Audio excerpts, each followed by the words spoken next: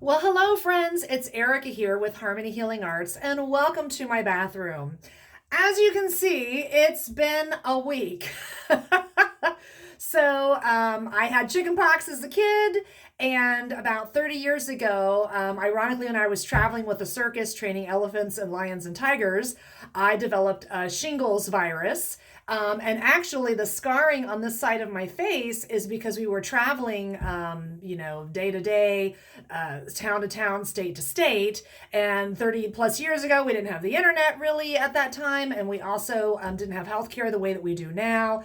And so it took a while for me to get it treated, and I didn't know what it was. At first, I thought it was just like a weird fever blister that was all over my face. And so I even have some of the scarring from it. And I haven't had a breakout since then, but one other time. And, it's been a good week, but the last couple weeks, there's been just a lot of drama in life.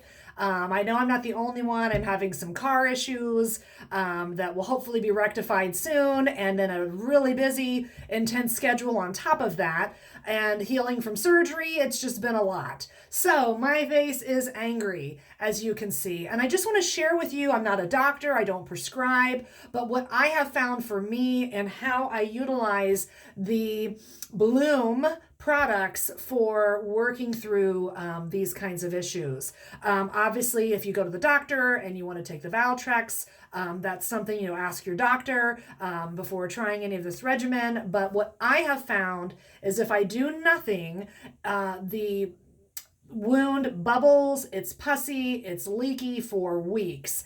And then it takes a month or a month and a half to actually get normal skin back. And again, you can see where I scarred when I didn't know what was happening to me 30 years ago and I was using all the things that weren't helping. So what I do in the morning when I wake up, I will take hydrogen peroxide, and I've got the camera at a weird angle, and during the day, the sunlight comes through my window, so I look a little orange, but hey, it is what it is.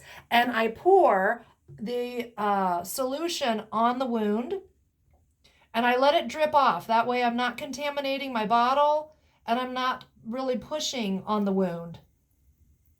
And I have to say, I did go to my doctor yesterday, and I did get a prescription from her, but she was shocked at how quickly I was able to get the wound down. And I told her about my secret power of the Bloom mud line.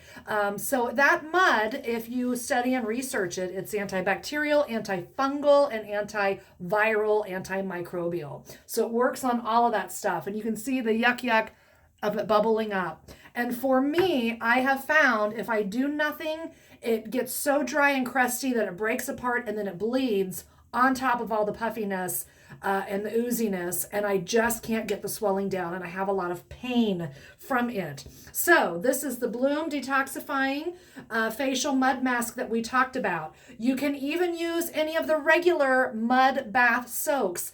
This one just has more bang for your buck because it's got all of the extra things that are good for skin in general, whereas the other one doesn't have all the extras. It's just the mud in and of itself.